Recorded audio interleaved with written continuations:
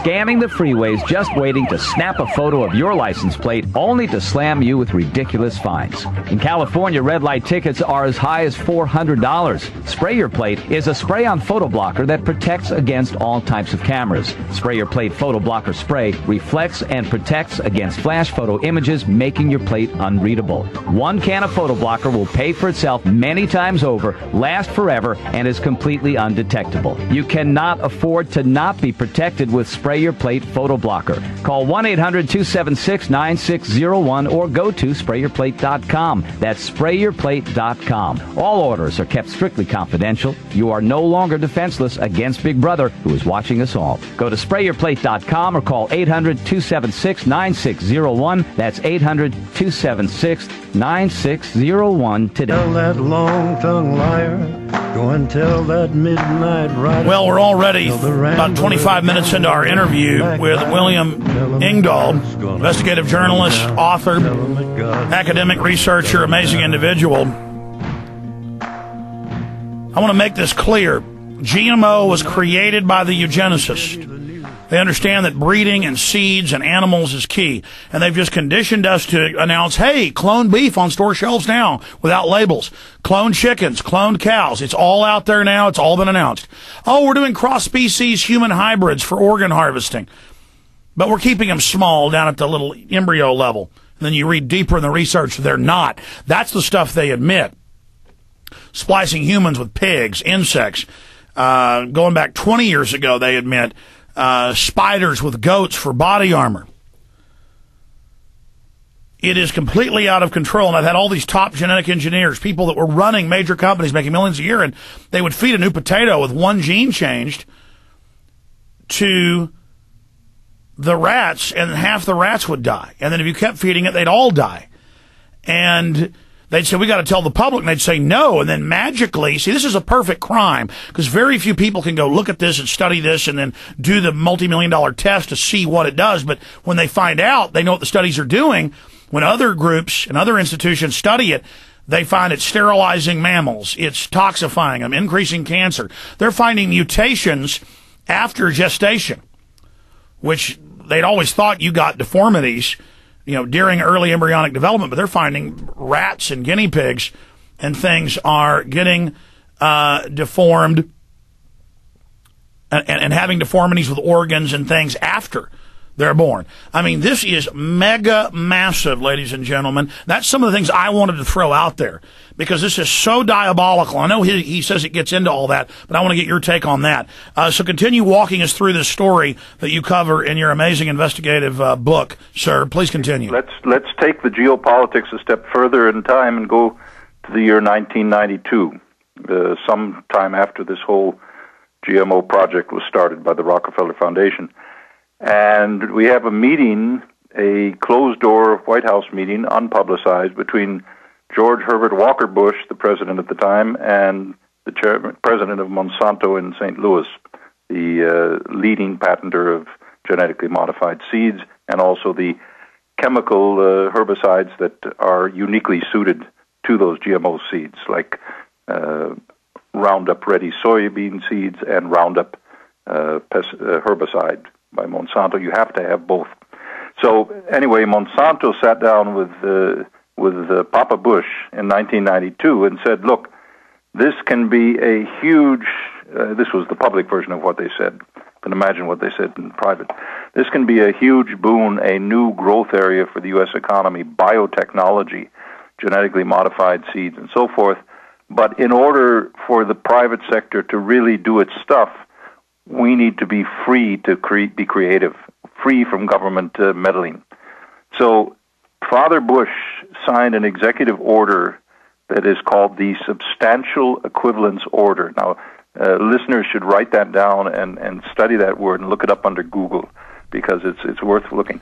Substantial equivalent means, according to Bush, according to this executive department order in 1992, that GMO corn or GMO soybean is to henceforth be treated as substantially equivalent to a normal ear of corn or a normal sprout of soybeans. So they wave a magic wand, no more testing, no more nothing, put whatever you want on their plates, add other animal, insect, plant DNA Exactly. to it. Just I'm the judge, jury. I'm now the EPA and the FDA. I wave a wand. The EPA and the FDA then was staffed by Monsanto people or people from DuPont and Dow in a revolving door system, and they would write the rules for the EPA.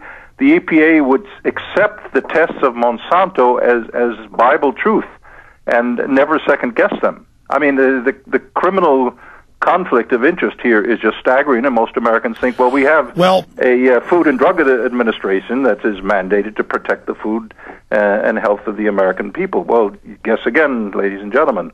They aren't doing that in Washington since at least 1992. Briefly, I just want to add this, and I'm going to try to let you go. Just there's so much. I want to back up.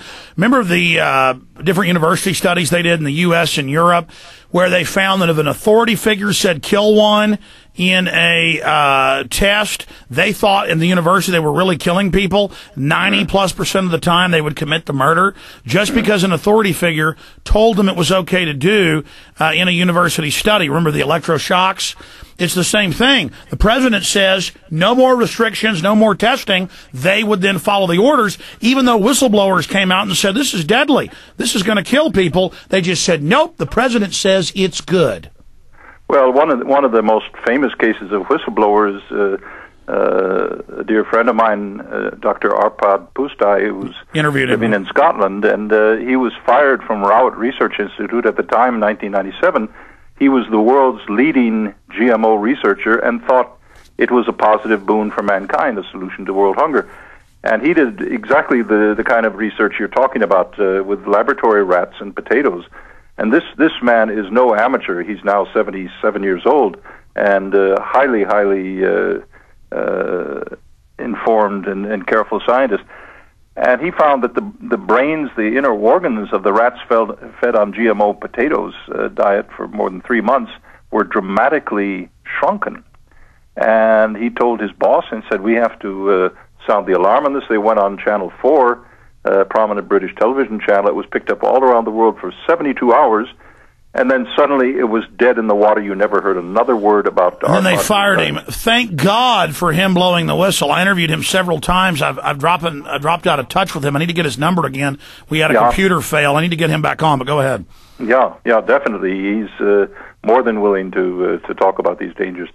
But as he puts it, basically the British government was willing to make the population human guinea pigs in something that should be at the very, very minimum 20 or more years of long-term, totally controlled animal studies before the genie is released and set forth on the human And by the species. way, you just glazed over that. It did a lot more to the rats. It caused the bizarre afterbirth deformity. It caused them to have intestinal tumors, all sorts of medical problems. These were some other experiments, so far as I know, but... yeah, well, on my show, he was covering the other experiments that other... Okay, but that... yeah. In other words, it's highly unstable, as Dr. Pustai repeatedly points out. This is not some stable alteration. It's not like hybrid corn where you breed two strains of corn for weather resistance. This is introducing foreign genetic material. This is unnatural alteration of the DNA. But that's what Rush Limbaugh does. And you know, he goes on and he says, when you breed two dogs, that's genetic engineering. When you cross the corn like George Washington Carver, but that's natural breeding. That's how things naturally mixed in the wild. It's the same species. It's not with a gene gun firing reptile genetics into a salmon gene and then putting that in corn. Yeah.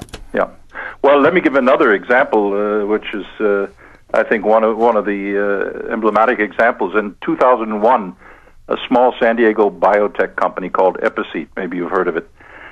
Few people have. Episeat, the president of Episeat, gave a press conference. He was just as pleased as punch to announce this to the world. And he said, back behind me, we have a greenhouse full of spermicidal corn. That is corn genetically modified so that men, this is not animals, men who eat this corn will become sterile. And it's a spermicide. It kills sperm. And he said, this is a solution to the world population problem. Now, if you live in Mexico, you know how, or if you even travel through Mexico and Central America, so you know that corn is a staple of the peasant diet.